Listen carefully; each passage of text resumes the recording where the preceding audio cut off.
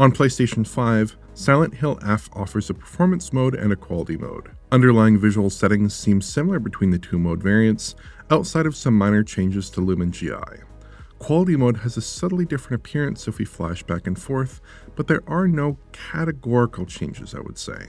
This doesn't quite track with titles like Mafia: The Old Country or Clair Obscur Expedition 33, where close-range traces appeared absent in their performance modes.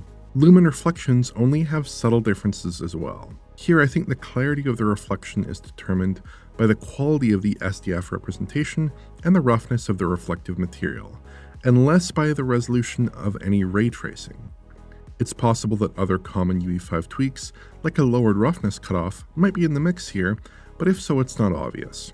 Volumetric effects are lower quality in the performance mode, which is obvious in the low resolution artifacts that pop up when the fog intersects with the floor here. Other effects that typically scale with resolution seem to differ as well, like VSM quality, though spotting differences is surprisingly challenging. I did spot one difference in VSM coverage in this shot, however. Image quality is really the primary differentiator here. Performance mode is soft but stable, with a 1080p-like resolve, judging from comparisons to the PC code. Internal resolutions here fall around 1080p as well. I think TSR is the image treatment of choice based on certain artifact patterns in the final image. F looks quite soft in performance mode, but it's a low contrast haze-ridden game, so I think this image treatment fares fine. Quality mode is sharper, resolves more detail, and has fewer artifacts. We're looking at a 1440p internal resolution typically, with a 1440p-like final image that probably uses TSR. Again, judging from comparisons with PC. For console UE5 software, we'd usually expect games to go up a step, perhaps targeting 1440p in performance mode and 4K in quality mode, and I would be curious to see what Silent Hill would look like with more aggressive upscaling behavior. In performance mode, you should expect a mostly locked 60 FPS update. Silent Hill F was probably built with a close eye on PS5 frame rates throughout development, because it essentially never runs into GPU-limited constraints. Unfortunately, F does suffer from traversal stutters, which typically pop up in more open areas. These are sometimes coupled with delta time wobbles, which cause the game to decelerate and accelerate oddly when drops occur. But these problems aren't a major issue in most areas. Expect to see fairly regular drops when roaming around the town in later chapters, but enclosed areas are typically fine, and earlier game content is generally satisfactory.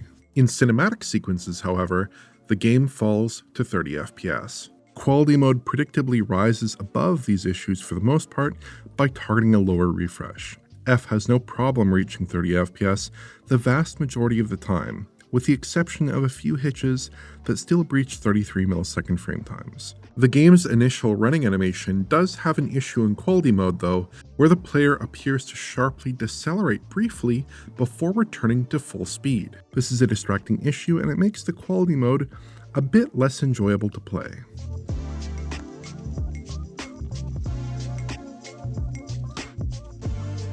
Unfortunately, PS5 Pro does not fare particularly well with Silent Hill F.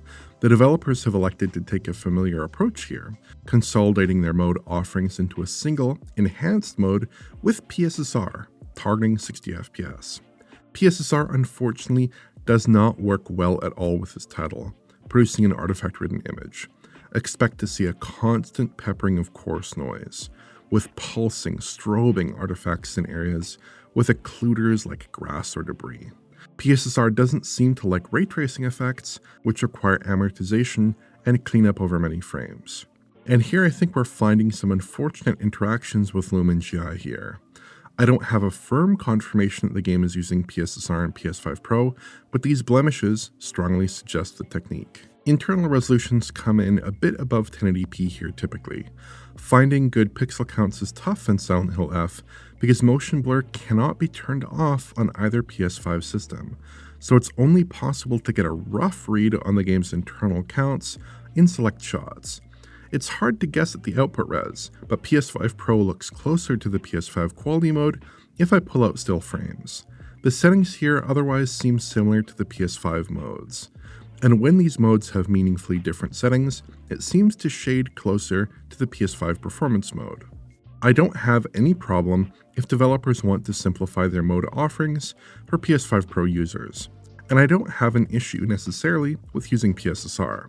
But if developers are going to make large changes for PS5 Pro users, they should ensure those changes produce an improvement over PS5.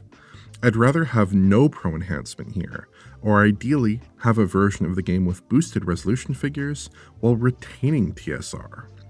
Frame rates on PS5 Pro prove similar to the base PS5 performance mode. Expect a locked 60 FPS update absent momentary hitches that stem from traversal hiccups. As a general rule, expect that interiors will mostly be fine, and that wobbles will be more noticeable when running through the town area in later chapters.